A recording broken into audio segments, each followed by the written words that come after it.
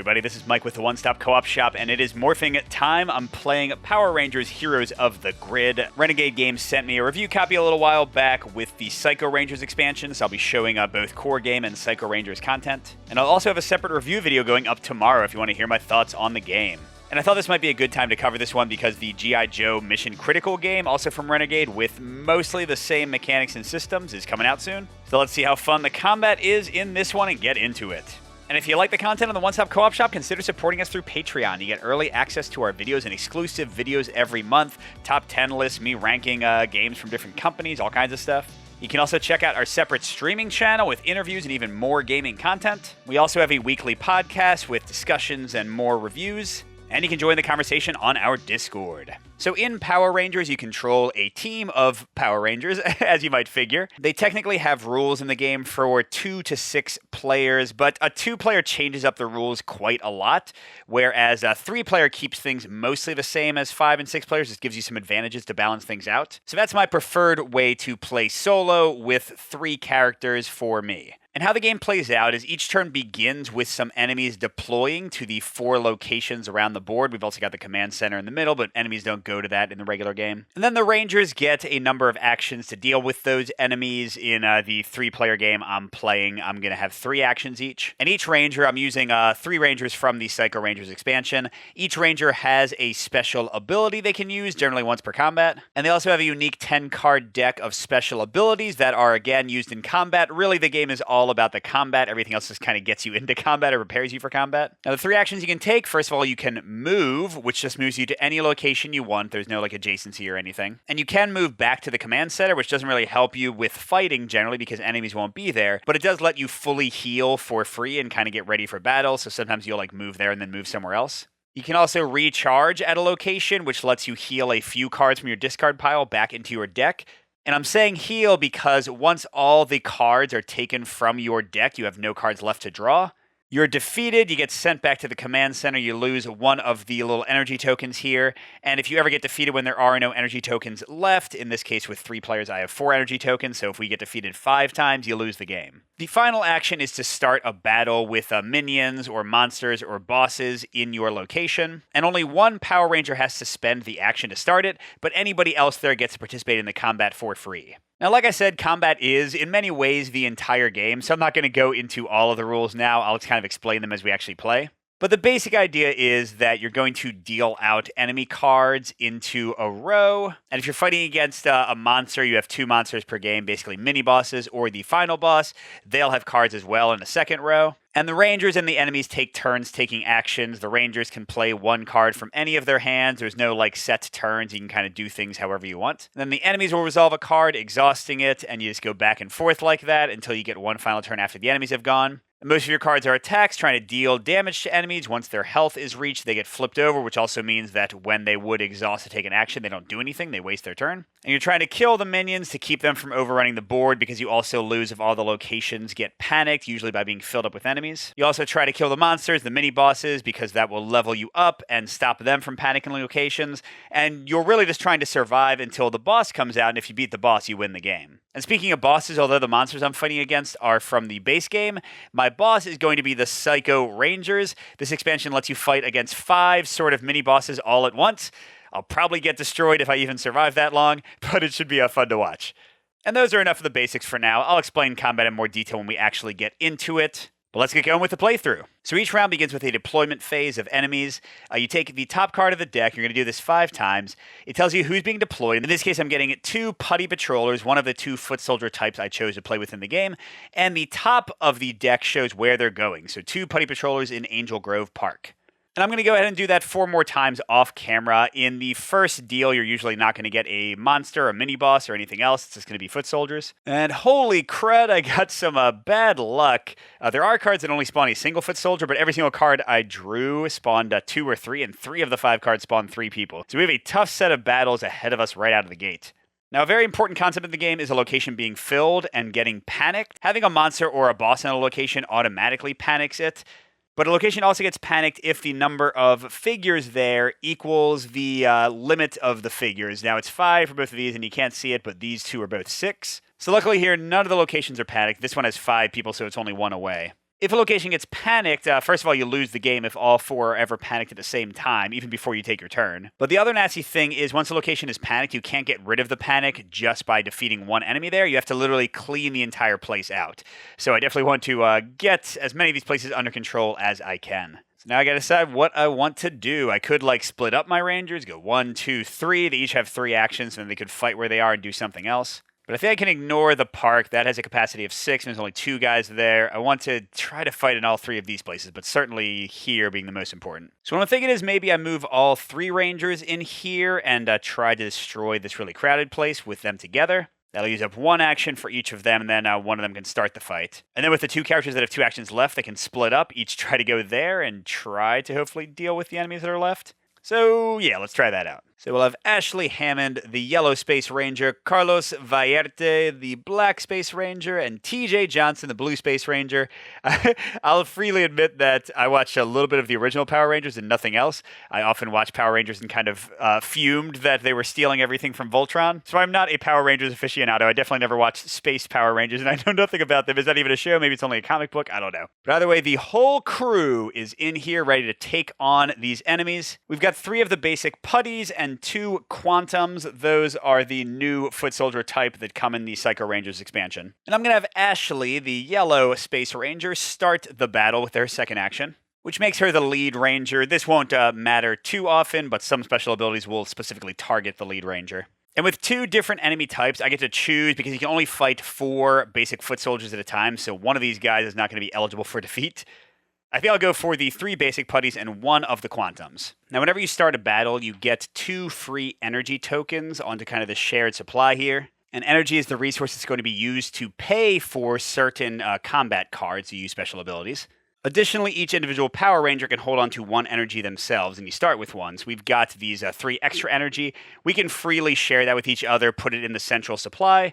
But then at the end of the battle, if we have extra energy left over, we can each, again, hold a single energy. Also, at the start of the battle, before we see the enemy cards, we can choose to draw more cards. You can have generally a hand of 5, so you can draw up to 5 if you have fewer cards. But that also takes away cards from your deck, making you closer to defeat. At the start of the game, we all had a hand of 5, so there's no need to draw anything extra. All right, now we get to the actual combat laying out. We'll do the 3 putty patrollers and then the Quantron. So first we have a leaping attack. The health value is how much you need to do to defeat the card. This is the effect when it activates. This is just a basic one, does 3 damage. They sometimes also have keywords. We don't have any here. Next is flanking, also only 2 health. This is great. This is a passive ability. While this card is in play, each time another enemy card deals damage, increase that damage by 1. The nice thing with most passive cards is that when it gets to their turn, they'll just tap and do nothing. Okay, 1 more putty. There we go. Swarm attack. Health 3. Deal 1 damage and increase this damage by 1 for each foot soldier in this location, which currently is 5. So that is a 6 damage attack if it goes off. Or I guess 7 with the flanking. And then finally, the Quantron drew their Q-Blades. Also 2 health. We got pretty lucky with our health values here. This is deal 2 damage twice. And you can pick the target unless it says otherwise who it's going to attack. You'll see how attack and defense works when it happens. Now, there are 2 other keywords we didn't see. There's the fast keyword, which first of all moves that card all the way to the left of its row, but also as long as at least 1 fast card is drawn, the enemies take the first turn. With no fast cards, we take the first turn, and actually it gives you a whole extra turn in combat, because you always go back and forth, and then the Rangers get a final turn after the enemies, so fast kind of steals one of your turns. And there's also the guard keyword that we didn't draw any of, and that protects the cards basically adjacent to it, including up-down. Which gets super annoying because you have to kill the guard card before you can kill the other ones. But yeah, this is a very friendly. We can jump in and take our first turn. But first, let's meet our Rangers and their abilities. I freely admit, and you'll hear about this in my review tomorrow, that I don't always love the dice in this game because they can be pretty random. I mean, as dice go, but it can really hurt in this game. So Psycho Rangers is nice in that a lot of the Rangers have luck mitigation abilities, and I picked all 3 of the Rangers that have those. Ashley Hammond says, once per battle, when any Ranger rolls any miss results during an attack, you can gain 1 energy. So she just rewards you when you suck. Carlos has Hot-Blooded. Once per attack, if you have 2 or fewer cards in your hand, you may re-roll any number of dice during that attack. And he has other abilities in his deck that want him to run out of cards, so he's an interesting one. And finally, we got TJ Johnson, level-headed. Once per battle, when any Ranger performs an attack, they may remove up to 2 dice before rolling to add that many hits to that attack. So basically, the dice can hit, do a double hit, or miss. It's generally about 2/3 the chance that they'll hit. So he lets you change that into certainty once per battle for 2 dice. I love that. Let's also look at what player cards look like. There's 3 kinds of cards: attacks, maneuvers, and reaction. Reactions you play when they say to play them, often in reaction to an attack. Maneuvers do something besides attacking generally, and often will give you another turn, so like they just kind of become bonus cards. And then finally, attacks will tell you how many dice to roll generally, or sometimes they deal automatic damage. All cards have this cost in the upper left, which is how much energy you have to spend. They'll have whatever the effect of the card is, and down in the bottom right is the shield value. If you get attacked by enemies, so let's say this leaping attack by the putty patrollers for 3 damage, you pick a ranger, you flip a top card of their deck, you see how many shields it has. If it's equal to or less than the attack value, you subtract those shields from the attack. So here, 2 shields are taken away from the 3 damage. That would bring 1 shield left. But then that card gets discarded, so now you're closer to defeat. And then you would flip the next card. And if the card ever is greater than the remaining damage, so here I've now got 4 blocking with 3 damage, the card that went greater than the damage goes to the bottom of your deck. So you don't actually lose it, which is great when you can make that happen. Well, let's get a feel for the cards that our 3 Rangers have here. First is Ashley. So she's got Take Aim. This is actually for a lot of Rangers, including in the base game. So maneuvers, she gains 1 energy. She can immediately play another card, and if it's an attack, she can reroll any number of dice during that attack. So that's a nice thing to use on like a big attack to mitigate your chances. Rapid Fire is more mitigation. Really like this one. For 1 energy, play this when any Ranger rolls any miss results during an attack. Add 2 more dice to that attack. So it's like, nope, we are going to kill you, hopefully. Starslinger, I think her most expensive one, costs 3 energy, 3 attack. After rolling, choose 2 dice from this attack and deal that much damage each to up to 2 enemy cards that are not adjacent to the target. So if, for example, she Starslingered against this Putty Patroller, then she could also damage both of these guys, which actually seems like a pretty amazing first move. Astro Blaster has an X cost. This is similar to cards you have in the core game.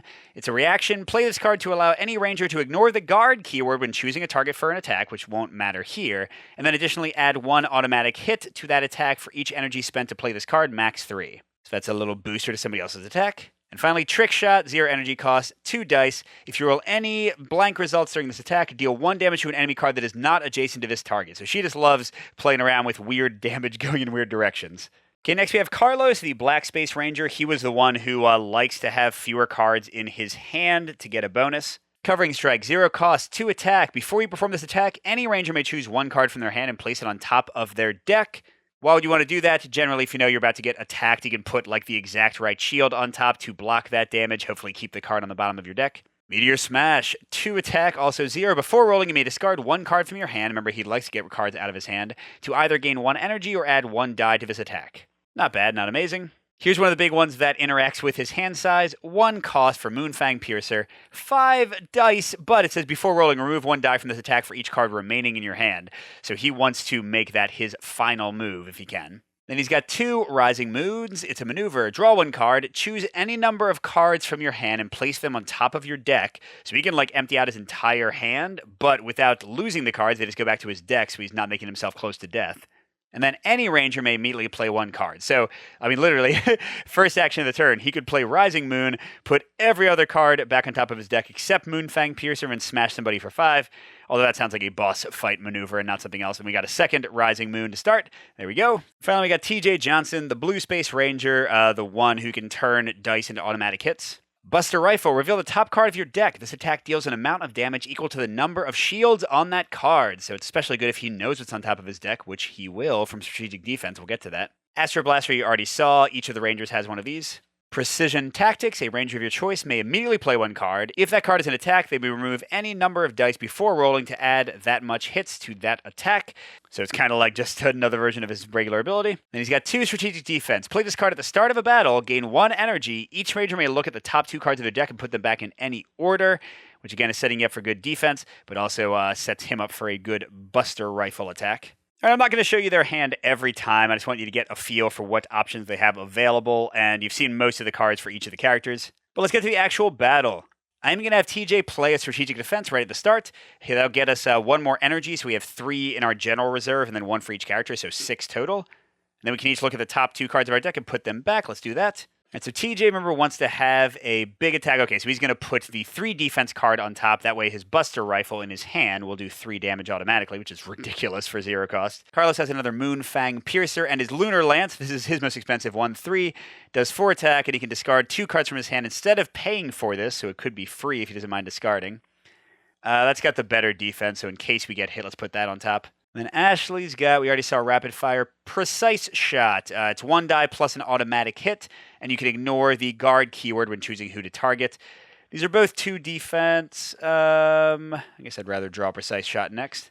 Okay, so I like the idea I had come up with earlier. I'm going to do a star slinger with Ashley. Although, you know what, this is kind of important, right? So let's have her play her take aim maneuver. She's going to gain an energy. So now we have 7 energy between us. And remember, we can only take 3 away at the end of the battle, 1 for each of us. So might as well spend some of it. She can play another card, and if it's an attack, she can reroll any number of dice. So she's going to roll 3 attack. She can reroll any number of them. And after rolling, she's going to pick 2 of those dice and apply that to 2 enemies not adjacent to the target. And she's clearly going to attack the first guy, the 3 damage putty patroller, because he's about to activate, and if we don't kill him, he's hurting us. And she'll go ahead and spend 3 from the communal supply, leaving 1. And actually, you know what? Whatever. We can just pull it off from the characters and put it back later, because you can kind of freely do that. So we have 4 energy left. She's got 3 attack with her reroll. You've got 2 blanks per die, 3 basic hits, and a single double. We'd love to see that double, of course. Oh, wow. Yeah, you know what? Might as well. I've already got the 2 damage I need to kill the guy, and I'm just picking 2 dice to apply to other people. So I might as well re-roll this and see if I can get a double 1/6 chance, right? Nope, but that was still great rolling. So she does 3 damage to the putty patroller. He is flipped face down, so when his turn comes around, they won't do anything. And then she picks 2 of the dice and applies them to 2 non-adjacent people. So the Q blades are also defeated, and the swarm attack putty patrollers already have 2 damage. That was a great first turn, everybody. And whenever you flip a foot soldier card, you also defeat the actual figure. They get removed. And they go onto your little experience board here, and once you get it fully filled up with 6 foot soldiers, you'll level up and get one of your Zord cards. There's 5 of them, and at the bottom is a Megazord. And these are like ongoing once per turn, really excellent powers. So you want to get these hopefully at least once per turn. And when we see the mini-bosses, the monsters, defeating them gives you a free Zord upgrade as well. After each player turn is an enemy turn. In this case, it is a big fat nothing. Love that. And actually, there's no hurry to kill this guy either because he just boosts other people's attacks. So if we defeat this one, the only person who's left who is going to attack, we're in a beautiful place. And I'm kind of thinking I might lean into Ashley attacking the most because Carlos and TJ are both theoretically going to go fight some people on their own. Now, Trick Shot isn't very good because she would deal an extra damage to somebody not adjacent to the target, which won't exist. Oh, wait, that's the only attack she has left. All the rest are modifiers to attacks. Wow, yeah. Oh, what the hey, no worries. She'll still play Trick Shot anyway. And I'm going to use TJ's power to change both of the dice into automatic hits. And we'll just say that we kill the flanking guy, which means there's 1 putty patroller and 1 Quantron left. But now we don't want to miss here. We'll take a attack. That would be 1 damage plus 1 for each foot soldier, so 3. Let's see. Carlos is the only one who hasn't played any cards, and he's got 3 attacks in his hand. Got an extra energy over what we can possibly bring with us. Let's use Meteor Smash. I could discard 1 card from my hand to gain an energy or add a die to attack. I choose not to. All right, here we go. And okay, we got the 1 damage we needed. So bye-bye Swarm Attack. And the second all the enemies are defeated, the combat immediately ends. And these foot soldier cards get shuffled back into their deck, so they might come back again, whereas when you see monsters and bosses, these are kind of like their life, and you have to keep track of how many you've defeated.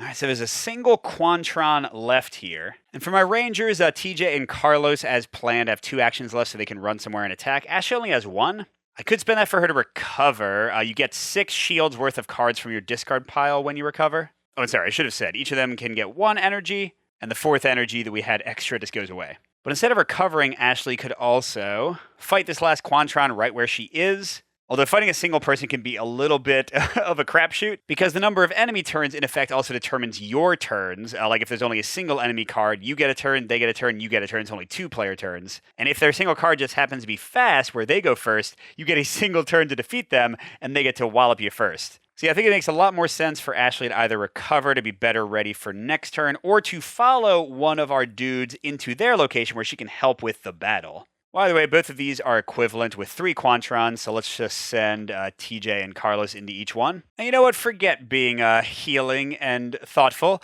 Let's send Ashley in with TJ, because he currently only has, I think, like 1 attack card, so he doesn't really have much way to actually hurt these guys necessarily. But Carlos is going to go solo. Whap, whap, whap. So let's go and resolve TJ and Ashley's battle first. TJ will spend his 3rd action. Ashley doesn't have any left, which makes him the lead ranger. And both Ashley and TJ can decide how many cards to draw back up to. Ashley's getting a little bit low. But she doesn't have any actual attack cards right now. Neither does TJ. So, you know what? We can see one at a time. Let's go in and see what TJ draws first. So this is his 5th. Okay, good. He got an attack, so now we've got at least 2 ways to hurt people. And then Ashley's going to draw 1 card first, and it is an attack. So does she want to get another one and leave her with only 2 cards left in her deck? Sure. We want to kill these guys, right? Oh, she got another rapid fire. I knew about that. That's right. That was from the ability. I already knew that was there. So she's got 2 attacks, 1 attack booster, and 2 mitigation cards. And the only new card we got for TJ was the Cosmic Cleave. 1 cost, 2 attack. If this attack defeats the target, you may place this card on top of your deck instead of discarding it. That's fun. And we'll take both of their energy, as well as the 2 we get for free for each battle, so we've got 4 to spend at the start.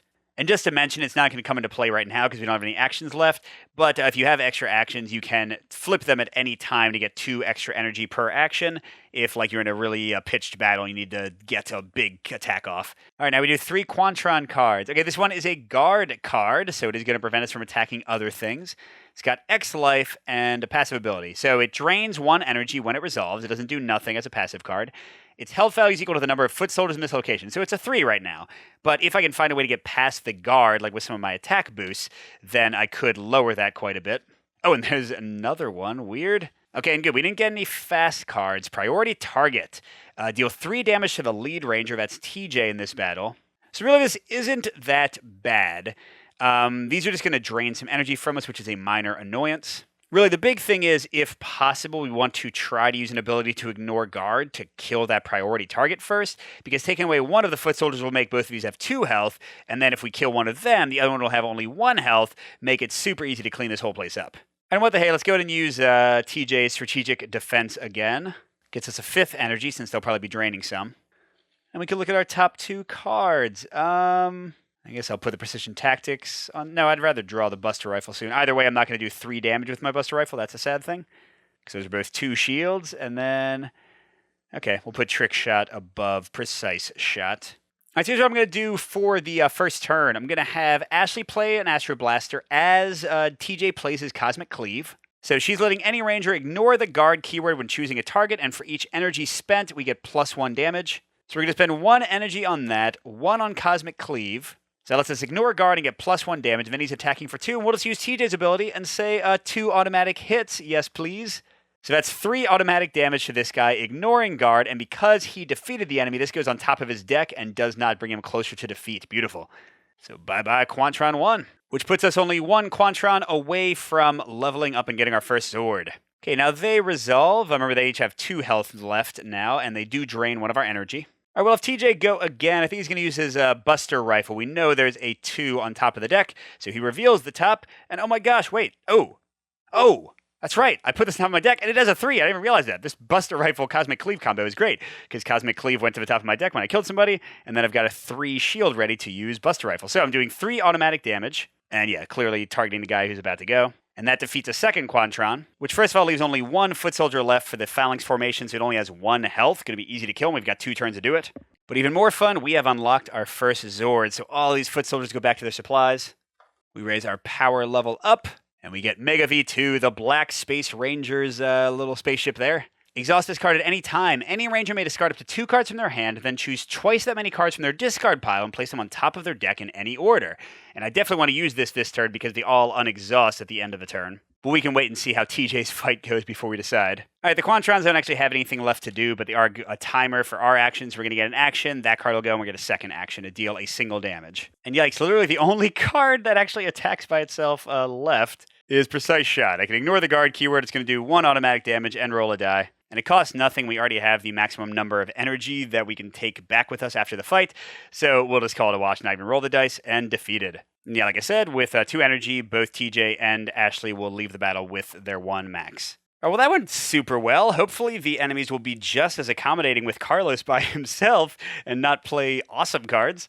So we've got Carlos's 1 energy and 2 more, so he's got a decent amount to play with by himself. He's got 4 cards, and we could draw another one. Now, if I remember correctly, We left something with 3 shields on top of his deck, like his really expensive, powerful card. And then I think the next card on top of the deck was another Moonfang Piercer. And then his Rising Moon maneuvers can get him to draw extra cards. So maybe we stick with just 4 for the moment, planning maybe to tank an attack from them with that 3 card on top, and then like use Rising Moon to draw the other Moonfang Piercer, try to get some big attacks with that, maybe? I don't know. But either way, yeah, we're going to stick with 4 cards for the moment. What do we got? Okay, priority target, deal 3 damage to the lead ranger, which is, of course, Carlos. And now guard, so he actually has to worry about that. And then Q-Blades. So once again, no fast. I don't know if the Quantrons have too many fast cards. But yeah, I think there's pretty much no way he's not going to have to tank that. But again, I'm pretty sure, a 3 shield on top of his deck, so he'll just have to discard that when it's equal to the damage. Now, the bummer here is that, again, these guys are easier to kill. Their health is based on the number of figures if I kill other things first. But Carlos by himself has no way at the moment, doesn't have any of those modifiers that let him ignore guard, so he's going to have to just hit that guy. And yuck, I think the best he can do is Covering Strike to attack. Before you perform this, any ranger may choose 1 card from their hand and place it on top of their deck. You know what? I don't love these Rising Moons. I'd rather them get discarded for the attack from the priority target, and then I'll keep the 3 shield card on the bottom of my deck. All right, and then the Covering Strike is going out, and I do now have only 2 cards in my hand, which means if I need to, I can use Carlos's Hot-Blooded ability to re-roll my dice once. Or I should say any number of my dice. Now, on only 2, the chance of me killing this guy with currently 3 health are super low, but let's see what happens.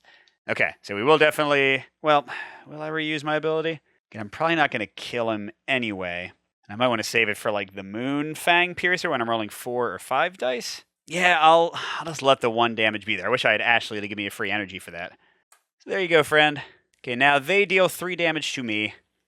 And I'm flipping. 2 shields is not enough. We've got 1 damage left to block. And yeah, there's the Lunar Lance. So because that was more than the remaining damage goes to the bottom of my deck, Rising Moon gets discarded. All right, and next we're going to do the Moonfang Piercer. So I have 1 card left in my hand. So this is 4 dice. And I still have his once per battle ability to reroll if I somehow don't kill... What the heck? That was more than I needed. Okay, so the Phalanx formation is destroyed, which means they just waste their turn. And then, yeah, all I've left in my hand is Rising Moon, so I'm going to play it. I draw 1 card. I can choose any number of cards from my hand to place on top of my deck, which I won't do because I want to have Moonfang Piercer. And then I'm going to play this, so it's just going to be a full 5 dice attack. And with a reroll, and yeah, we're attacking the Q-Blades. Bit of overkill, but that's what Carlos is all about. Hey, you know what? Let's see. Even though we don't need it, let's see how much we would have done. That's what I'm talking about. 6 damage, baby. Carlos, don't play, and that's the end of the combat because I have no cards left. So Carlos did fail to defeat 1 of the Quantrons at the juice bar, and then we still have the 1 left at KO 35, plus the 2 guys we never even touched over on the park. But hey, we got our first Zord. We're halfway to the next one, so not a terrible first turn. And speaking of Zords, before we stop round 1, I've got this card. So to exhaust this card, any ranger may discard up to 2 cards from their hand, so Carlos doesn't have any hand cards left, so he can't. And put twice that many cards from their discard pile. Choose twice that many cards and place them on top of their deck in any order. So Ashley's got 5 cards in her discard pile. TJ's only got 3, so I think we're going to do Ashley. And we'll go ahead and do, kind of like take aim better than rapid fire. This lets me roll 2 more dice if I miss. This lets me re-roll dice, but it also gives me an energy, and these cost an energy. So I'm going to put both of these in my discard. Then I get 4 cards back on top of the deck. Let's get her Star Slinger. Let's get her Astro Blaster. Her Trick Shot, since that's 3 shields. And what the hey, her Precise Shot. So if she draws up to a 5-card hand in a future battle, she'll literally get all of those in her hand. So not too bad. Kind of was like a little bit of a rest for Ashley. She probably won't need to rest right away next turn. Whereas Carlos almost certainly will, and TJ's pretty close.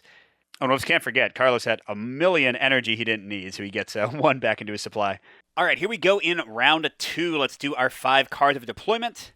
And we're going to get our first monster this time. Okay, we have 2 putties at Angel Grove Park. That makes 4 total. They are almost overrun. Then a single putty at the surf spot. See, I told you I got bad luck with my first draw. There are a lot of 1 cards out there and 2s. That's where 2 of our rangers are, so that's fine. Okay, then we got 2 Quantrons and a Monsters on top of the deck. So we actually also get the monster. It is the Canasty Knight. Nasty Knight, I'm sure is how it's pronounced.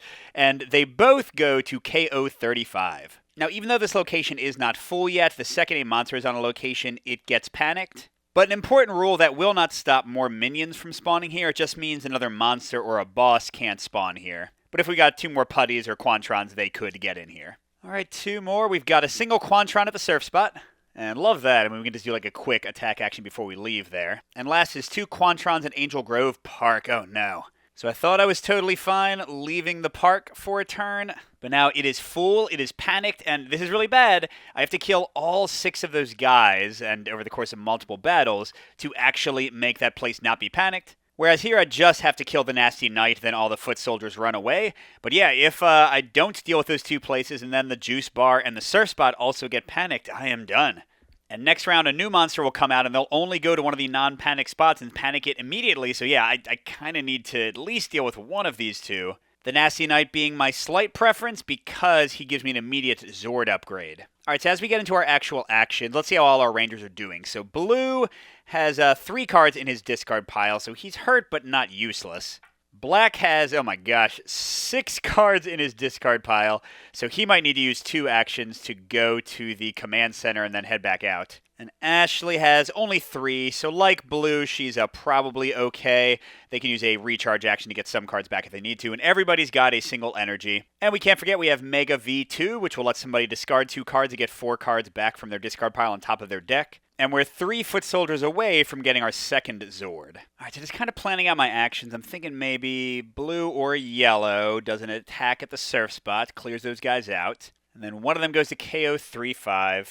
Black's probably going to go to the command center, then also to KO 3-5, so he'll have 1 action left. If yellow also comes out of here, one of them will have 2 actions left, the other one will have 1, whoever started the battle. And then, like, black and maybe yellow can start extra battles, and whichever of the 2 rangers here had 2 actions, if we defeat Nasty Knight, maybe they could go to the park and, like, start cutting down some of the enemies there. So either way, let's have, who do I want? Blue or yellow to start the combat here? And let's have yellow start the combat, and blue will be the one who will probably go to the park at the end. So yellow's got a single take aim in her hand. Let's leave her with 3 cards in her deck, and she'll draw 3 to a hand of 4. You don't have to go to 5. Okay, she got that awesome 1-star Slinger and some pretty good other ones.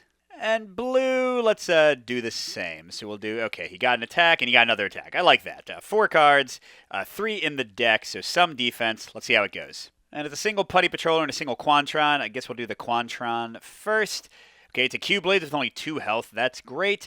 And a leaping attack with only 2 health. Wow, this is awesome. So no guard, no fast to steal our first turn. Easy to kill. I like this a lot. All right, now blue's the one with all his actions left, which means I'd kind of like yellow to attack more here. She could use her Star Slinger. Oh, no, that's right. The bonus damage goes to people not adjacent to the target, which wouldn't work here. I should definitely save that for the boss battle. And I think she should save Take Aim to boost the Star Slinger. So maybe she just does a trick shot. And let's see. If you roll any blank results, deal 1 damage to an enemy that's not adjacent to the target, we're just going to go ahead and use TJ Johnson's level-headed ability, change the 2 dice into 2 automatic hits, and damage the Q-Blades straight up, and then they tap for no effect.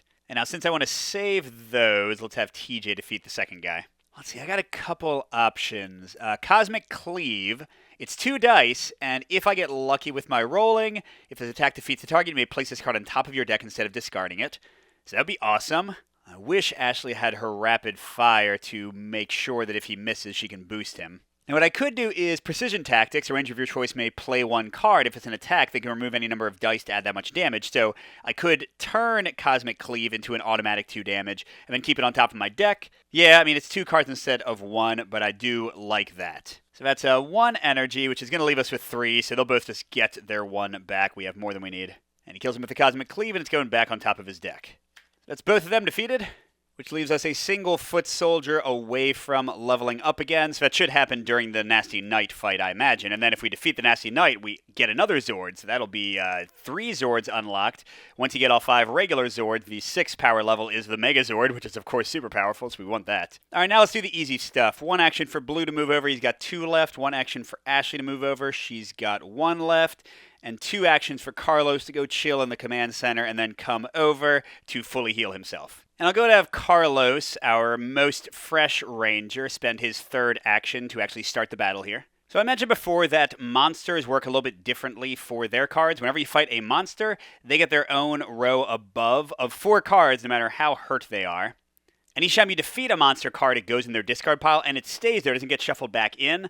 And at the end of any battle where you've defeated 4 of their cards, they are defeated. So if you go into a battle and kill all 4 of their cards in one shot, you defeat them straight up. But let's say you can only kill 2 of their cards, and then you fight them again with a later action. You just have to defeat 2 more, but you still have to survive the entire fight. All right, so we got, a fast card right off the bat. Blade Beam, Nasty Slash, Lion Shield with Guard, that's annoying, and Smash and Slash. And then the Quantrons, there are 3 of them. We've got a Cyber Slash, a fast... another Phalanx Formation with Guard, and some Q-Blades. Now, the enemies will resolve all 4 of these cards before all 4 of these cards, and since they have fast, they're going to go first. So they'll do this one, then I'll take a turn, then this one, I'll take a turn, this one, I'll take a turn, this one, I'll take a turn. You get the idea. And cards vertically adjacent still count as adjacent. So, for example, the Phalanx Formation is protecting the Cyber Slash, the Q-Blades, and the Nasty Slash. Oh gosh, Lion Shield. After a danger deals damage to this card, deal the same amount of damage to that ranger. That's nasty. What else do we have? Oh, this one's happening right now. Deal 4 damage to the lead ranger and 2 damage to each other ranger. Oh, I should have decided how many cards to draw before I did any of this. Well. I'll get Billy up to 4 cards, so he still has 2 cards in defense. And Ashley, I'll do the same. Get her to 4 cards and 2 cards waiting in her deck for defense. We'll see if we can survive with that. Although we can use the Mega V2 at any time to basically save somebody because we discard 2 cards from our hand and then put 4 cards from our discard pile on top of our deck in whatever order we want. So we can perfectly block an attack, for example. But now we get to this. So 4 damage to the lead ranger, 2 damage to each other ranger. So Carlos has taken the 4 attack first, a single shield, that's not great. And then 3 more. Unfortunately, because it's tied, they both get discarded. And he's got 3 cards left to defend with. And then 2 for TJ and Ashley. Okay, Ashley, awesome, gets a 3, so it's more than the defense, so it just goes to the bottom. And TJ also gets a 3, woohoo! That was excellent, so only Carlos, who can take it, took some damage. All right, so that's that. Okay, then the Nasty Slash is going to activate next, unless we can take it out, is going to deal 4 damage. Oh god, Smash and Slashes deal 3 damage to a single ranger twice. I don't love any of this. So I'm deciding what I want to do. I could have TJ do a big automatic attack to take out the Nasty Slash. Or I could also do my Take Aim Star Slinger to hopefully do a lot of damage to a bunch of cards. Yeah, that seems like a better opening move, right? So pooling all our resources, we have 5 energy. Take Aim gives us 1, then she can play another card. Remember, she can reroll as many dice as she wants. So that's 6 energy, and then back down to 3, paying for Star Slinger. But this guy's got 4 life. So let's have Carlos play as Astro Blaster, which we need to do anyway because I want to ignore the guard keywords around this card and just kill it. So they can ignore guard, and for each energy I spend, it gets +1 damage. So with 3 dice and rerolls, +1 damage might be enough. Let's go for the chance.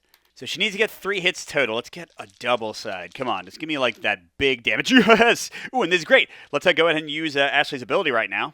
I don't think we've seen it yet because we've rolled so infrequently. Once per battle, when any ranger rolls any blank results during an attack, gain 1 energy. There we go. So she did 4 damage. Nasty Slash is taken out, and that skips their next turn.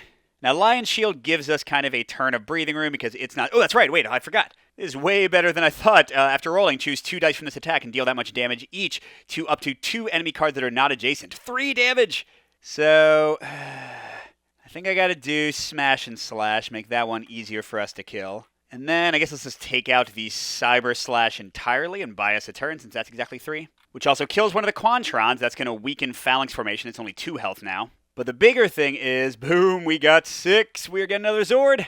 And what is it? The Red Ranger. Now, since the Red Ranger's not in the game, we just pick any of the Rangers to technically own it. But the thing is, you can use these in battles you're not participating in, and pretty much on anybody's turn, so it doesn't really matter who owns them. Exhaust this card when any Ranger performs a maneuver or a reaction, gain 1 energy. That Ranger may place that card on the bottom of their deck instead of discarding it. That's really nice. So both of these so far are all about giving us more energy and keeping us going in battle. I appreciate it. All right, but all that was still just resolving Ashley's attack, which was to kill that guy. So, yeah, then he activated, so now it's our turn again before that. So we have 2 turns to do 1 damage to that guy, although he is guarded, so maybe we try to kill this first? Let's try this. I got an idea. I'm going to do Covering Strike with Carlos, 2 dice. Before doing this attack, any Ranger may choose a card from their hand and place it on top of their deck.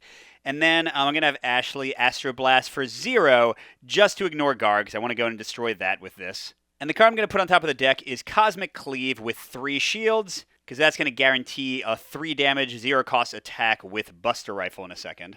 And all that costs me no energy. But I do have to get at least 1 hit out of 2 dice. Okay, got it. So there's the Smash and Slash gone. And Lion Shield just wasted turns. We've got a whole extra... Oh, we got tons of turns before they do anything. But these are still guarding things, so they're still annoying. All right, for the next turn, I'm going to try to take this guy out. I think I've got this. I'm going to have TJ play his Buster Rifle. That's 3 automatic damage. And we'll also have him use his Astro Blaster, paying 1 energy to get a bonus attack. Okay, so that'll be 4 damage total. And yes, we ignore guard, but we don't actually care about that this time. So that's going to be an automatic 4, right? Because we reveal this, and yeah. Now, the negative part is that TJ also takes a 4 damage attack. Let's resolve that. But we know a 3's on top, so yes, that's discarded, but hopefully... Oh, another Cosmic Cleave. So that goes to the bottom, and he defends the rest of the attack. All right, now this card goes. We only have 1 more Nasty Knight card to kill, and it's not guarded or anything.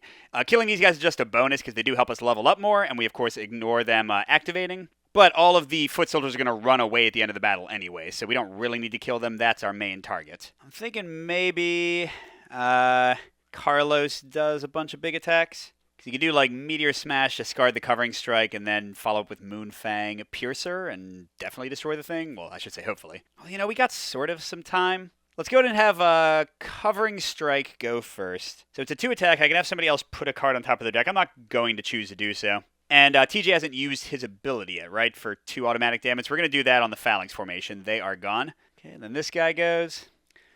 And I'm not worried about the Q-Blades because I'm like 99% sure that TJ has 2 3 defense cards because he blocked with one, then went to the bottom, but he also blocked with another one and went to the bottom when Nasty Knight attacked. So I think he's invulnerable to this 2 damage attack. Oh, it's actually making me realize maybe I should have. Well, let's go ahead and use, I guess, Moonfang Piercer first.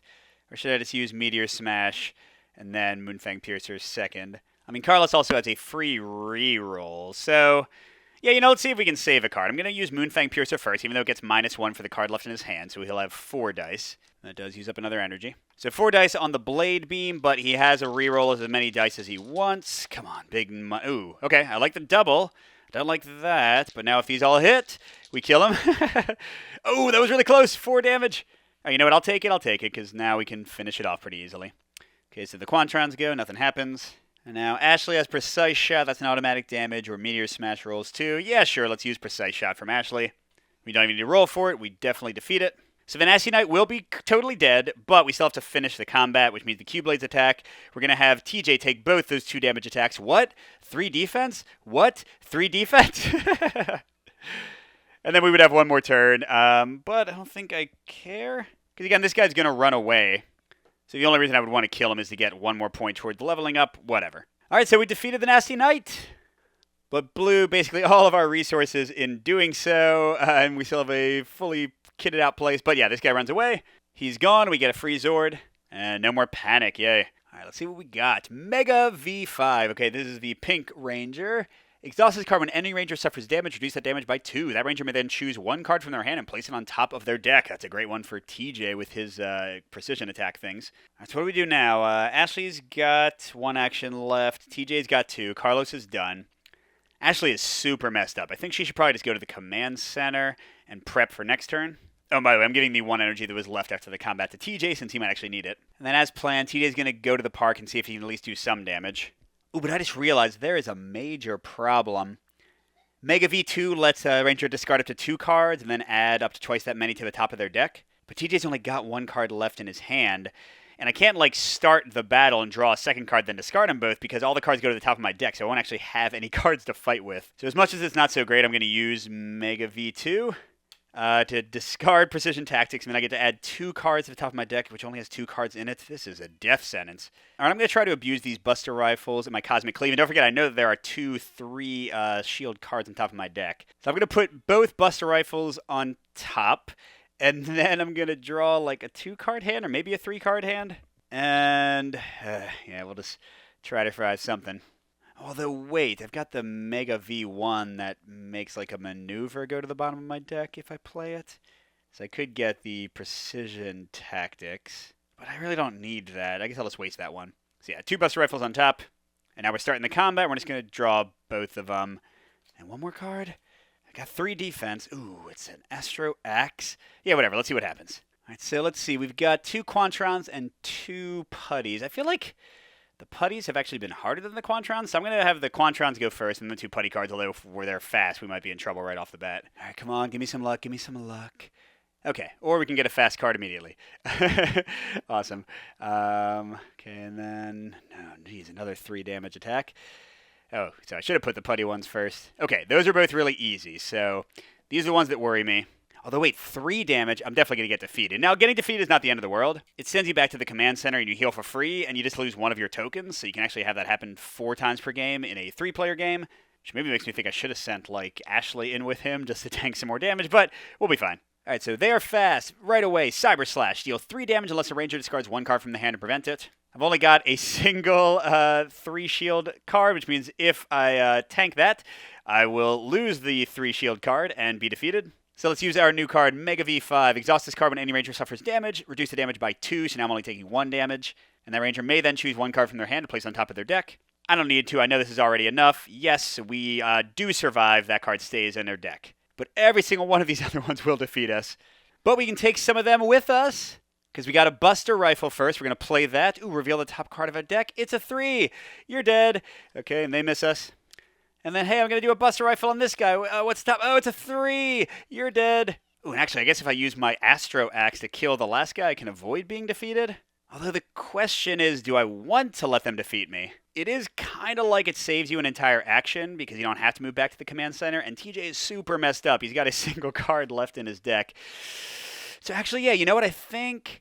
I think what I'm going to do is Astro Axe this guy and then let the putty defeat me. And that'll send me back to base, and I'll have a full 3 actions to come out and kick some butt next turn. I like that. I like that a lot. But we didn't look at Astro Axe. Reveal the top card of your deck and one card from your hand. Ooh, so this one could do 6 automatic damage, or 5. Deals an amount of damage equal to the number of shields on the card. So yep, we're going to do that. Whoops, all we have is Cosmic Cleave. 3 shields. Does use all of our energy. And we'll defeat the Quantron. Okay, and then they do 3 damage to me. My last card does not completely block it. So, blue is defeated, TJ! So we did not remove the panic, but we got 3 out of the 6 guys there. So if it doesn't get spawned into again, good luck with that. We have a chance of getting rid of the panic. All right, one of our cubes is gone, and one of our revival energy tokens is gone. But TJ is back and better than ever. So yeah, TJ and Ashley are 100% ready to go. Carlos could use some TLC. Although actually a single recover action would get 4 of his 5 discard cards back in his deck. So we'll see if maybe he gets lucky and the enemy spawn to where he is and he doesn't have to move. By the way, didn't end up using the red Zord at all. I'll try to make that happen next turn. And speaking of next round, here we go. We should get another monster. So first 2 putties at the juice bar. So that one's 2 away from being filled. 1 putty, and Madam Woe at the surf spot. You got some interesting hands there, Madam Woe. What's up with your hands? So she's going to the surf spot. Still got 3 spots for enemies, but it is a second panic location. Third draw is a single Quantron at the juice bar. Oh, come on, don't spawn there again. I don't want another panic place. Fourth card, gosh darn it, is 2 putties at the juice bar. The first one can fit, but it panics the location, and the next one goes clockwise around to make the park harder to clear out. And our last spawn is going to be 2 putties at KO35 where Carlos is hanging out. All right, well, this is kind of weird. Part of me feels like I should ignore Madam Woe and just, like, try to clear both of these places out. Because as you saw in the last fight, having foot soldiers with the mini-bosses is not necessarily a bad thing. It gives you more turns to kill them. A single guy there is actually kind of making things tougher. That's a tough one. I'm going to need at least 2 battles to clear out the juice bar. The park I could potentially clear out in 1 battle, but I have to defeat all those guys. Well, let's see. If TJ and Ashley run in here, one of them starts a fight, the other one starts another fight, then they could like both run into the park, and Carlos can come to help us out. We have a pretty good shot at clearing out all of those locations, and that's going to get us 2 more Zords, only put us 1 away from getting the Megazord, even without killing the monster. So yeah, I kind of like that idea. All right, now before we do anything, my man Carlos is going to take out these 2 guys. Yes, he's down to almost no cards. Yes, he might get murdered immediately. We're going to take that chance. So he's got a Meteor Smash. We got to get at least 1 other attack. Rising Moon ain't gonna do it. Rising Moon ain't gonna do it. We left ourselves with 1 card. Oh, crap, he doesn't have enough energy to play Lunar Lance. That's not great. But you know what? Here's the thing. Carlos is not afraid. Ooh, he's not afraid of those putties. Yeah, no fast speed attacks. And flanking isn't even doing anything except boosting their swarm attack. Oh, and that's only, what is it? 1 damage, increased by 1 for each foot soldier in this location. So if I take out flanking, that guy's only doing 2 damage, I guess, for himself. All right, so let's see. We got Meteor Smash. 2 dice. Before rolling, you can discard a card from your hand. Ooh, gain 1 crystal or add 1 die to this attack. I don't really need Rising Moon. If I discard that, I can get a 3rd crystal, and then I'll have 4 dice to do Lunar Lance. Yeah, okay, this is what I'm doing. So we're doing Meteor Smash with a Rising Moon to get +1 crystal. And yes, it means I only have 2 dice to kill this guy, but because I'm down to 2 cards or fewer in my hand, I have a reroll if I need it. Hopefully I won't. Ooh, I don't need it. Ah! Get out of here. And then activate Lunar Lance. 4 dice. 4 dice. I could have discarded 2 cards. We're not doing that. We got the energy. Carlos has the touch. Dun, dun, dun. Carlos has a power. Yeah, all right, we got it. Taking down some putties by himself. Yeah, he is as empty as he possibly can be, but we'll just run into the center and be good to go. But first, ooh, what's that, putties? What's that? You've gained me my next power level? Oh, no. Oh, give me something offensive. I've got so much defense right now. Yellow Space Ranger. Exhaust this card anytime. Gain 1 crystal. Any ranger may draw any number of cards. Hey, I like that one. Especially with so many of the other ones, like putting cards back on top of your deck. Let's draw back into them when we need to. But still trying to get that Megazord. All right. So Carlos is definitely going to spend action 2 to go heal. We'll save his 3rd action until we know where we need him. All right, so now what do I do? I still could kill her, but now I feel like I want to take out those guys. So let's see. If I do an action for TJ and an action for Ashley to go in. They've each got 2 actions left. One of them starts a fight. They kill all 4 guys. The one who started the fight can still get in here to help out. The one who didn't start the fight can go in here, has an action left to attack. Carlos comes in to help. We only get 1 attack in here. We can't take away the panic with only 1 attack. Unless, can 1 ranger kill all 4 of them by themselves? See, look at my man TJ's abilities. He's got 3 attacks, and they're good attacks. And then I can use like some of my Zords to get them back. All right, so new plan. TJ goes in by himself. 1 action to move in there, 1 action to attack. He wipes him out. He's amazing. He comes over here to help out Ashley and Carlos. They go in. Ashley's got 2 actions to start 2 separate attacks. We clear the board, baby. We're going to try it. Go, TJ! All right, TJ's already got his 5 cards. He's got 2 Buster Rifles. He's got Precision Tactics. Which one is that? Oh, where you can just make an attack automatically hit. He's got Cosmic Cleave, where if he kills somebody, this goes back on top. And he's got his Astro Blaster to boost his attack. And we got Zords to give us more defense, give us more energy, draw cards, get cards back from our discard pile. Come on. What are these? Just 4 regular putties? You got no chance. I heard you were going down. That one's good. Oh, you got a little more life there. It's Swarm Attack. Oh, no, not a guard. Okay, and another Swarm Attack. But hey, no fast, so we go first. So we can take out the Leaping Attack, but we can't take out the Swarm Attack. Sorry, that's only 2 damage. What I want to do is make sure... well, I guess I don't need to worry about for the Leaping Attack. All right, so let's go ahead and do... Oh, yes. Oh, what a good combo. Cosmic Cleave first, okay? It's doing 2 attack. We're using TJ's ability to not roll those dice. It's an automatic 2 damage. Does cost 1 of our 3 energy. And because that 2 damage defeats the Leaping Attack putty, this goes on top of the deck with its 3 shields. Oh, what might I need that for? All right, and they do nothing. And now we Buster Rifle. Oh, what's on top of our deck? I forgot. 3 shields. Yeah. Oh, sorry, Swarm Attack. Oh, no, cred. He's got guard. We'll boost with the Astro Blaster, but spending no energy. We'll just let it be 0. We don't need the extra attack. We just want to hit somebody even though they're guarded. Boom.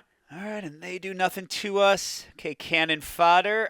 No, sir. We're Buster Rifling you. And, 3 shields again. Boom. All right, he attacks. So this guy, he's down to 2 attacks since he's only got himself boosting. Ooh, but I don't have an attack left. I really want TJ to be in the next battle, so I guess we use Mega V4. Exhaust this card anytime. Gain an energy. We can draw as many cards as we want. All right, so we got Precision Tactics. Cosmic, I don't know if it's the same thing where I can, pick one at a time. All right. I mean, that seems like enough. But sadly, he does get it to attack for 2. Let's hope that the top card of our deck is... Oh, no! Strategic Defense going down. Oh, no! 2 Strategic Defenses discarded. Okay, but then the Cosmic Cleave goes to the bottom of our deck. Well, that part wasn't great, but you know what is great? Astro Axe. Reveal the top card of your deck and 1 card from your hand. We'll reveal Cosmic Cleave. It's already enough damage. But hey, what the hey, what's on top of our deck? Precision Tactics. So that's a straight up kill. It's 5 damage. And he cleared out that location himself. Nice job, TJ. I knew you could do it. No more panic in the park. All right, and TJ will run over here for his third action. Carlos will run over here for his third action. Ashley for her first action is ready to go. Going to start a fight here for a second. What do we got? All right, we'll do 2 of each and save the 5th putty for later. And this time we'll do the basic putties first. Oh, swarm attack right off the bat. I don't love that. Flanking, that's fine. All right, now Quantrons, what you got for me? Q-Blades, love things I can kill easily. And priority target, awesome. No fast and no guard. Oh, you're just making it easy for me, people. Okay, but I really do want to kill this guy because he would be 1 plus, oh my gosh, 5 for the 5 units there. So it'd be a 6 attack plus 1 from flanking, a 7 attack. I'd rather not let that happen. All right, so TJ, everyone else has 5 cards. He's going to draw another Precision Tactic. So we know there's a 3 on top of his deck, although it doesn't look like any of his cards actually care about that.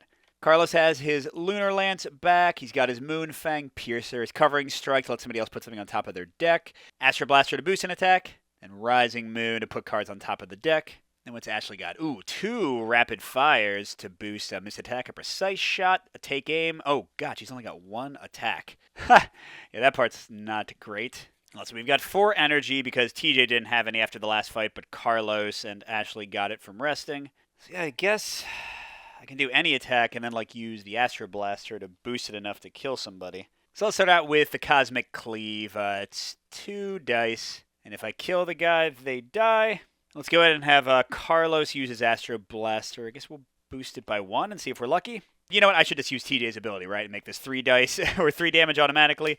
Let's not take the chance, because then we get an extra turn with flanking. You know, I'm forgetting I have this. Let's use Red Ranger to gain an extra energy and put this on the bottom of Carlos's deck. Because I know TJ's going to have to rest next turn, but Carlos hopefully can keep fighting. Then what do I have left? The damage reduction one that lets you put something on top of your deck before you get attacked. And then, oh, that's right, discard cards and then put them on top of your deck. So both those are good at the end of the fight to get us ready for next turn. All right, let's have Carlos keep taking the lead. We'll do Covering Strike on the flanking card. Or actually, no, let's do it on Q-Blade because flanking I don't need to hurry to kill. So that's 2 dice. And yeah, I guess since TJ's going to rest anyway, I'll play Precision Tactics first to make the 2 dice automatic 2 hits and take out Q-Blades no matter what. Which, let's pause for a moment, gets us our final regular Zord before the Megazord. Blue Space Ranger. Exhausted the card when any Ranger performs an attack. After rolling, that Ranger may remove 1 die to add 2 die. Oh my gosh! So we can take away a blank and add 2 hits? Where have you been all my life? I would have much rather had you than the other cards. Yeah, that's going to make things a lot easier. Okay, the flanking does nothing. We've got a while. We might as well take out priority target and then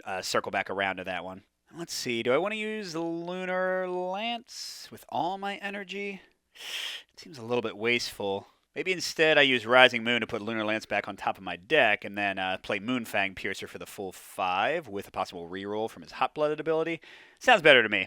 See, I'll play Rising Moon. I get to draw a card, choose any number of cards from my hand to put back on top of my deck. What's he draw? Another Covering Strike. So, sure, let's put Lunar Lance and Covering Strike back on top. Then we get to play another card, Moonfang Piercer. So 5 dice. Does use up 1 of our energy. But yeah, 5 dice coming with a reroll against the Quantrons. Yep, that'll do it. All right, and then we got 2 turns to just kill the flanking. Nothing else is happening. And I think Ashley's Precise Shot seems perfect here. So it's 1 automatic damage and 1 die. Let's see how that goes for us. Oh, I guess we can use Rapid Fire. And oh, let's not forget Ashley's Optimism ability. Since she rolled a blank, we get an extra energy once per battle. And then we'll spend that energy to gain 2 more dice to the attack. Not sure of the order there, but either way, we can get the extra energy. Okay, that's enough. So that's 3 damage with the bonus. So we take out 4 of the guys. But there was a 5th one, and this panic isn't going away until we kill them. So Ashley, with her last action, is going to start a fight there. Now, the one challenge is that it's only a single guy. And if we get really unlucky and get a fast card, then we only get a single turn to kill him. TJ can't draw anything else, but Carlos definitely can. And I want him to be able to use probably that ability to get discards back. So let's go ahead and have him draw, let's see, 1, Lunar Axe, I don't know if we'll play that, Covering Strike, another Rising Moon, sure, he'll just draw 4 cards, and Moonfang Piercer, nice. And Ashley's got 3 cards, but none of them are an attack, so let's get at least 1 more. Okay, Trick Shot, we'll take that. And we had 2 energy at the end of the last fight, plus 2 more, hopefully we can bring that all with us. And let's see what our luck is. Oh, wow. Not only is it not a fast card, but it's got low health. So with that being the case, let's have Carlos do a Covering Strike. We'll use TJ's ability to not roll the dice, just 2 automatic damage. And somebody else can put a card on top of their deck. I don't think I want to do that. So that takes that out, and that means each ranger is going to come away with 1 energy, although I guess TJ doesn't need it because he's going to have to rest next turn. And that does clear out the last putty. We're halfway to the Megazord. And even though we still have 1 panic location, it's got a ton of room to spare for foot soldiers, so it's not too worrisome. Now we do have some cards left. I guess we never needed to worry about the bonus damage one, so we'll just do the Black Space Ranger. Discard up to 2 cards, and then choose twice that many to put back on top of their deck. I'm going to do that with Carlos. I guess I'll do like Rising Moon and Lunar Lance, but we'll put Lunar Lance right back. Another Moonfang Piercer, that's 2. Yeah, I don't really love Rising Moon, so let's do a couple more Covering Strikes. All right, so now he's almost fully rested, only 2 cards in his discard. Ashley's in the same spot, so both of them are kind of fighting strength. TJ's the only one who's really messed up. And with that, we are going into, hopefully, the final round. I mean, I don't know. Sometimes it's tough to kill the boss in 1 round, but we'll see how it goes. All right, first, we've got 2 Quantrons in the surf spot. Filling up this spot, so it's got room for 1 more person. Second, we've got 2 Quantrons in the surf spot. Yeah, see, this kind of worked out because this place looks like it might have become overrun anyway. Now the last one overflows to KO 35. 2 Quantrons, and the Psycho Rangers in the park. Now, the Psycho Rangers, of course, are a bit different than other bosses. There's actually going to be 5 of them. So we take these 6 Nemesis cards, and we randomly get rid of 1. So there's no Psycho Yellow in our game. And here they all are, figure overload over here. Now, like with any other boss or monster, their location is panicked, but the nice thing is any foot soldiers that are there or that spawn with them go away immediately. They're kind of like the only people that can ever be there. So there's 2 Quantrons from the 3rd card never show up. And then their whole combat works a little bit differently, but let's go ahead and finish this up. Okay, so we get 2 Putty Patrollers in the park, but they can't go there. So they continue around to the surf spot, which is full, and into KO 35. And then last card, a single putty in the juice bar. Okay. Oh, dang, I was hoping we'd have more people on our spot, because now we don't have an easy way to get the final 3 minion kills to get our Megazord, which I really want before I go in against the Psycho Rangers. So I guess 1 or 2 of us going down to KO 35 to kill these 3 guys is going to be the best path to that. But there's something to do before we get to all of that with these Nemesis cards. We're going to randomly give them to people. So Ashley, Psycho Blue hates her. Psycho Red hates Carlos. Psycho Black hates TJ. And then we can assign Pink and Green. So some of them deal damage. I want to have like the biggest damage ones. All right, so this guy's 3 damage. This guy's 4 damage. Discard from their hand the highest energy cost. She's 2 damage. And this is also discarding cards. I want to have like 2 discard effects on the same person. Let's put Green on Carlos. And then she doesn't have anybody damaging her, so let's put Pink there. And a lot of their combat cards are going to activate all these abilities, but once we kill them, then of course their abilities go away. So that's what we want to try to do as quickly as we can. But now, per the plan. So, who was it? TJ is totally messed up. He's going to run into the center. And then with his 2 actions left, I think he'll just go to the Psycho Rangers and keep 1 action on standby. He can either use it to start one of our battles there or to recover, like while we're fighting. Or even, I haven't used this the whole game, but you can spend 1 action to get 2 energy, remember, in a combat. Carlos, I think, is better prepared, and I know that I put a bunch of strong attack cards on top of his deck. So yeah, I'm going to spend an action to go in here and have him just go solo again. And he'll go and draw a full 5-card hand. So we got 2 Moonfang Piercers, which I guess actually kind of works against ourselves. 2 Covering Strikes and a Lunar Lance. I mean, that's way too many attacks, but hopefully some will connect. Against, what is it, 2 regulars and a Quantron. We'll start with the regular putties. And again, if we can just kill these guys, then we get the Megazord. Awesome, only 2 life, don't have guard. No, you got guard. And then, oh no, fast, we haven't even seen this. Cyber Slash. Deal 3 damage unless the ranger discards 1 card from their hand to prevent it. Alright, so this is not great. That happens right away. I gotta discard a card to prevent it. When I have 3 energy, that'll be important. I think I can discard the Covering Strike. Because 3 damage, there's a pretty high chance. I mean, yeah, like the highest shield in my deck is a 3, so I'd have to discard at least 1 or 2 cards. Alright, now I can't attack the Leaping Putty because I have nothing that ignores guards. I'm just going to take another 3 damage attack. I don't really have enough to actually pay for the Lunar Lance. So let's try doing a Covering Strike on the Cannon Fodder, I guess. And that'll let me put the Lunar Lance on top of my deck to make sure I defend well. And that does leave me with 2 cards left in my hand, and they're big enough that I can probably just reroll this one. So let's let's try for some big numbers. Come on. Oh, what? Take that. Oh my gosh. All right, this guy does 3 damage.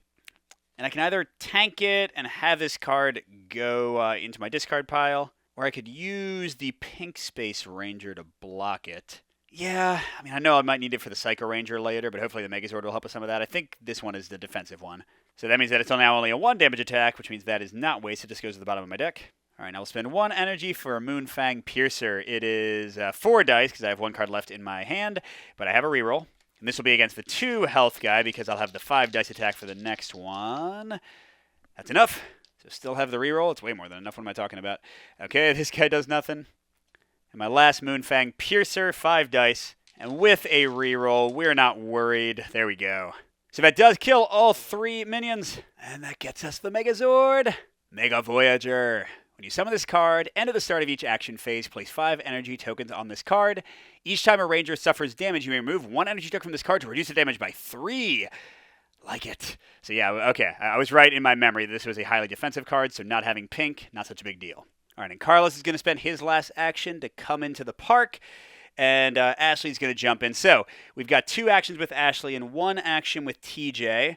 So theoretically, we could do 3 fights to try to finish these guys off. The Psycho Ranger cards are going to be generic or keyed to specific rangers. When it's keyed to a specific ranger, it goes underneath them as a damage automatically. When it's generic, you pick which one it goes under, and each of them can take 2 cards of damage, so we'll be slowly picking off the group of 5. Although sadly, like with monsters and other bosses, it's only at the end of the battle that they go away, so we can't actually take away their special abilities and stuff immediately. And the little combat board that came with the expansion has a side specifically for the Psycho Rangers because they have 2 rows of 3, although wait, I should draw. Okay, Blue's at 5 cards already. Ashley, now that we have all that defense boost, is going to go to 5 cards. And Carlos, you don't have a lot, do you? He'll draw 3 cards, and I'll plan to use the Mega V2 to discard 2 and get 4 back with him in a second. All right, so let's see what we got. Psycho Dagger, Psycho Green. So this is a specifically Psycho Green card, and it's fast. Each ranger must discard the top card of their deck. Oh, crap. That's going to immediately defeat Carlos. Well, that's okay. We have Zord cards that can interrupt to put stuff on top of his deck. Okay, then there's a generic card, also fast, that resolves all of those abilities. They're little nemesis abilities of the cards that are attached to them. Psycho Staff, it's guard. Deal 3 damage to each ranger. Get out of here, Psycho. Okay, Path of Stone, Psycho Black. While this card is in play, the health value of all other enemy cards is increased by 1. Yikes. When this card resolve all of those negative effects. Okay. Nemesis Drain. It's only 3 life. That's great. But it's got guard. But yeah, I mean, I like that card a lot more. The Path of Stone is the terrible one. And then finally, Psycho Sword for Psycho Red. Deal 5 damage to the lead ranger. Oh, I guess we'll find out. Ooh, I didn't even say he was starting the fight. Let's say it was Ashley with one of her actions, and that way with TJ and Ashley both have 1 in reserve. All right, so the best we can do here is defeat 3 of the Psycho Rangers, which I guess would be...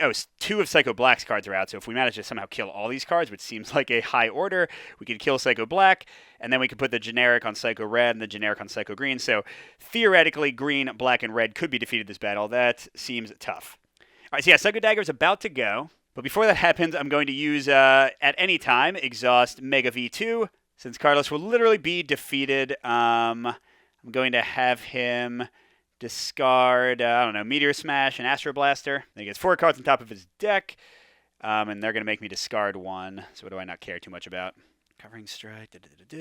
Let's put Moonfang Piercers near the top because I'm going to want to grab those. But yeah, the one I want him to actually discard will be, a Rising Moon. So we'll put a Rising Moon on top for the ability to discard. And then Moonfang Piercer, and Astro Blaster will be the 4 cards on top. All right, so then Green makes us discard everything. It's a Precision Tactics for Blue, and a Precise Shot for Yellow. Oh, crap, I totally forgot about this. Strategic Defense. Play this card at the start of a battle.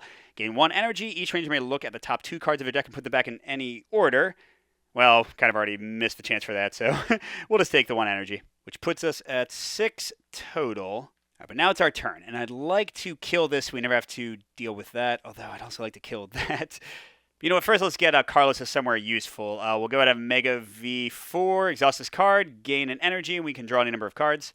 I think we still have effects that make people discard stuff, so let's have him draw 2 cards. That should be my 2 Moonfang. Yep. And we're at 7 energy. And we only got 1 Astro Blaster, so we'll certainly play that on this. That'll let us ignore guard, and we can boost the damage as much as we need to. And yeah, okay, so we'll have Blue play Cosmic Cleave for 1 energy. If he defeats the card, then it goes to the top of his deck. And then Ashley play Astro Blaster with 2 more energy. We'll have Blue use his special ability to just say that he does 2 damage, plus 2 more, so that'll be 4. Ignoring guards, so that one is done. And you know what? Hey, I don't know if this will come up anyway, so I'll go ahead and have us gain another energy and put this card on the bottom of Ashley's deck instead of losing it. All right, so that card's gone. That card does nothing. But now we got, this is annoying, 3 damage to each ranger. I don't love that. Oh, wait, crap. That's right, Path of Stone was adding 1 life. Okay, well, let's say we spend an extra energy using Ashley's boost to get the damage we need. Let's see. Maybe I start working on Path of Stone next, because the Megazord can cancel with just 3 of its 5 tokens all of the attacks against Rangers from that one. So yeah, this is such a huge card. Let's work on taking it down.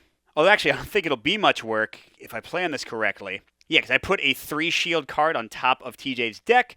So we're going to do an Astro Axe. So reveal the top card of TJ's deck. It's a Cosmic Cleave. And hey, we got another Cosmic Cleave. That is 1, 2, 3, 4, 5, 6 shields. I love this guy. So that is 6 damage straight up, and his ability does not affect himself, only every other card. So no more free boost free. Oh, wait, crap. Can I even attack this? Oh, it's got guard. Do we have any way to ignore guard? I don't think we do. All right, hold on. We might have to reassess. All right, so hold on to that awesomeness. We'll get back to it. We'll go ahead and try to kill this Nemesis Drain that's still guarding him. It has 4 life instead of 3 because of its stupid ability. What do we have? We have Buster Rifle does an automatic 3. That's not enough. Carlos's Moonfang Piercers would have 3 dice with a reroll. Oh, although I should not forget, I've got this guy for plus 2 damage. That should make it a lot easier. So what the hey, let's try Take Aim. Gets us some rerolls and some energy. And then Trick Shot. Although, I guess, do I even want rerolls for this one? If you roll any blank results, deal 1 damage to an enemy that's not adjacent to the target. Maybe I want blanks? That's not really enough damage. Well, no, see, I don't want blanks. I want... Oh, crap, but the card can only replace 1 die and add 2 damage. That's not enough. So never mind.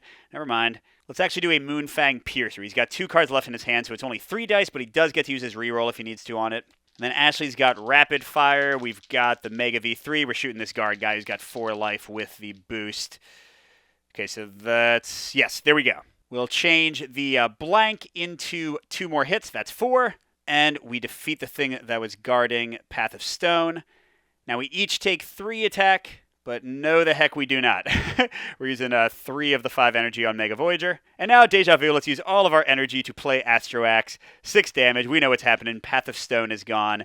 It does nothing. We got a little bit of breathing room here. Although we have no energy left, and we have no Zords except for 2 more blocks from Mega Voyager, so our second fight's going to be touch and go.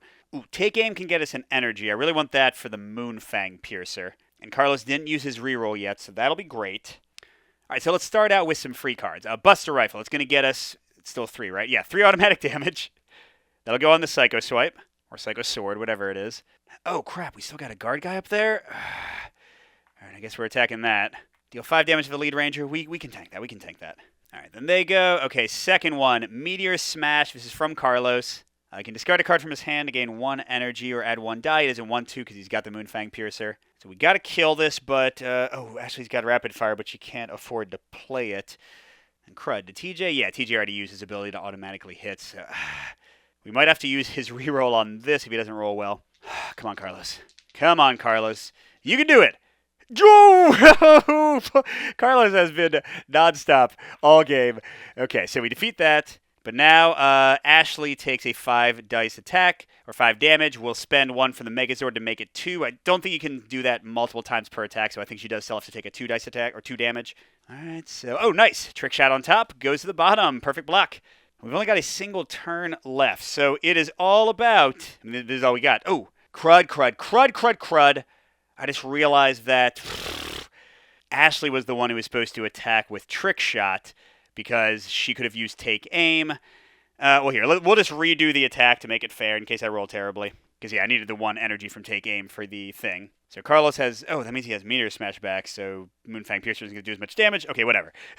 We're still doing it. Okay, so rewind to it back a second ago. Ashley's doing Take Aim and then doing a Trick Shot. So she got 2 dice with the reroll, having to do 2 damage to that guy. Great. Oh, what? This is literally the best thing possible. Because look, Trick Shot does 1 damage to somebody on a miss, and we still got the 2 we needed. All right, so she'll put a damage that has to be not adjacent, so I guess we're going to finish off green and not red. Okay, then red did his damage that Ashley blocked. And now we spend the 1 energy we got on Moonfang Piercer. It's doing 4 dice attack, but he's got his reroll. We'll do it on the guy who is injured. Okay, we got the reroll. We still need 2 more damage. Come on, Carlos. Don't let me... Yes! God. Okay, so we didn't kill 3 of the Psycho Rangers, but we killed 2 of them. And let's assign who it is. All right, so Psycho Black, it has to be dead, because you can only put the cards on him. And then Psycho Green and generic one. So we'll definitely do 1 on Psycho Green, so he's dead. Then we want to hurt somebody else. So Psycho Green was automatic discards. We don't like that. Psycho Black was dealing damage to 1 ranger and another ranger. Ashley's the only one with 2 people left on her. So let's start hurting one of them, although I guess it doesn't really matter that much. We'll do Psycho Blue, I guess. So he's half dead. All right, then we get into the toughest choice in the game. We have 2 actions left. We would need to... Gosh. We've only got a single energy left on our Megazord to block with. We've got no other Zord powers. And all of us are pretty exhausted. I mean, gosh. Carlos has 3 cards left between his hand and his deck. Ashley has 5. TJ has 6. Now, TJ or Ashley could use an action to get 6 shields worth of cards back into their deck before we fight. And we still got 3 free deaths left, so literally all of us could be defeated and sent back here, and it would be okay. And we don't have enough actions left to actually remove anything. The problem is, how much are we going to spawn next turn? Because there's 6 spaces here and 4 spaces here. That's 10 foot soldiers that can spawn overall. We're drawing 5 cards. If we draw like more 1s than 3s, the average is 2. If we draw an average of 2, that's 10 foot soldiers. We lose the game immediately. If we draw a few 1s instead of 2s and like no 3s, then we might have 1 turn left. But either way, I think going for another fight is the right call, because hopefully we can kill at least 1 more Psycho Ranger. And again, if all 3 of us are defeated and go back here, bounce back here, we have enough tokens for that. And it'll fully heal us, so we'll have a ton of actions next turn. So yeah, I think we go for it. All right, so Ashley's the one with the fewest cards left that can actually heal. Carlos is already out of actions, so she can get 6 shields worth of cards. Well, let's just get rapid fire and precise shot. Oh, that's right, but she gets an energy when you recover, so we're gonna shuffle all those back in. We got a single extra energy. TJ's starting 1 more battle. Let's see how it goes. All right, speaking of TJ, he's got 1 card. We're expecting to get defeated, but I don't want it to happen right away. So I want to keep 2 cards in each person's hand in case we get an immediate discard effect like before. So, okay, here we go. Buster Rifle, Cosmic Cleave, another Cosmic Cleave. I don't think we can afford all of those, and an Astro Blaster. Carlos will just sit with his single Meteor Smash and hope he can survive some attacks. And Ashley, she'll draw up to a full 5 and have 3 cards in defense waiting. She got a bunch of boosters, only a single regular attack, but Take Aim can get us energy. That part's good. Yeah, speaking of energy, we've got 3 to start. 1 from Ashley and the regular 2. All right, Psycho Rangers, what you got for us? Psycho Axe from blue. Path of Frost from blue. Nemesis Drain with a guard. Psycho Burst, no fast yet. Psycho Strike. I'm not sure. I'm assuming that like when a fast card comes out, it's kind of like 1 big row of 6 and everything gets pushed. I don't know. All right, and then Psycho Assault. So first we're resolving all Psycho Ranger effects. And we can't do anything about it. Now, TJ's guys are both gone, but Psycho Red is going to deal 4 damage to Carlos. Psycho Blue is going to make Ashley discard her highest cost card, and Psycho Pink's going to take away 1 of our energy and deal 2 damage to Ashley. All right, let's do the damage first. It's a 3 defense, so Ashley doesn't get hurt. But we do lose an energy. We're down to 2. And she has to discard her highest cost card, which is 1 of her 2 rapid fires. Honestly, I don't think she was going to be able to pay to play both of those, so it should be fine. And then Psycho Red just hitting Carlos for 4. You know what? Let's use our last Mega Voyager token for the round to make it only a hit of 1, which still discards a card. Wow. Okay, Carlos, you're down to 1. All right, so what's next? Psycho Axe is going to make all of us, 3 different Rangers, discard our highest cost card, but it doesn't actually hurt us. And then Path of Frost. While this card is in play, the shared energy pool cannot be greater than 2. Oh, well, she could have kept her energy, so it is 2 right now. That's fine. Drain any excess. And when this card resolves, all right, so... Oh, never mind. This guy's not guarded. We could kill him. Nemesis Drain is easy to kill. Psycho Burst is easy to kill. Again, I just want to kill like 1 or 2 more of these guys. All right, what do we got? TJ wants to kill somebody with a Cosmic Cleave, and then Buster Rifle will do 3 automatic damage. Carlos just has a basic 2 attack and nothing else to discard for it. And Ashley only has Trick Shot, but she can take aim with it and boost some other things.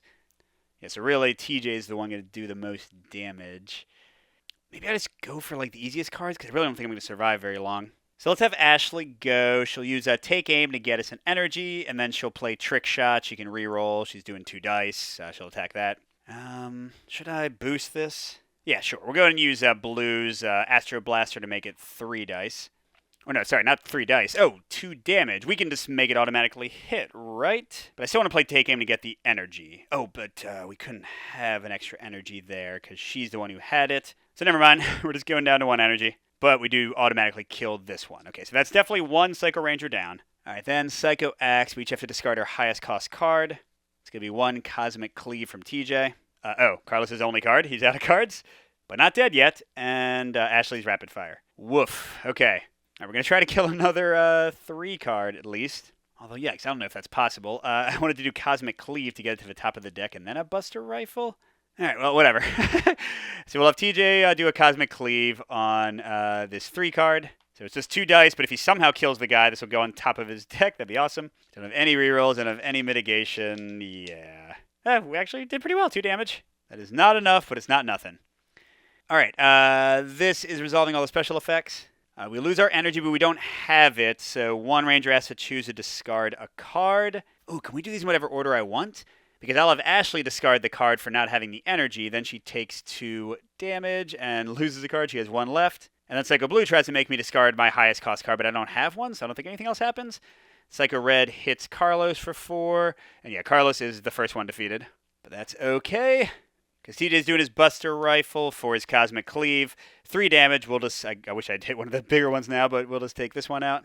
And we don't have any cards left, so we just do 3 damage. If there are 2 or more Psycho Rangers of this location, deal 6 damage instead. I mean, whoever that hits is going to be defeated. Whatever, we'll make it Ashley. Yes, she is certainly defeated. So she goes back. TJ's the only one who actually has to waste actions next turn running away. So wow, one of us survived. That's cool. And we do get to apply 2 generic cards. We will kill Psycho Blue. I didn't really like his cards. And I don't know, half kill Psycho Red, I guess. But all this might be for naught. Let's see how badly we spawn. Oh, man. Okay. Ernie's Juice Bar. 2 at the Juice Bar. Really, the location doesn't matter. We just need to know if the average is less than 2 each. All right, so that was 1 card. 2, 2, crap, that's 6. Well, we can't go to 10. 2, oh no. Unless this card is a single guy, we lose the game. Oh, gosh. Oh, they just kicked us in the face. That was way more than we could handle. So every location is panicked.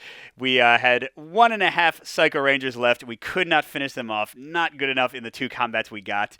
I think I maybe wasted too many Zord powers too early. I don't know. But it was close. This game always comes down to the wire in my experience. So thanks everybody for watching. That was Power Rangers Heroes of the Grid with the Psycho Rangers expansion. And again, check out my review, which should be coming out tomorrow. I'll tell you what I think about the game overall. Good gaming, and I'll see you at the next stop.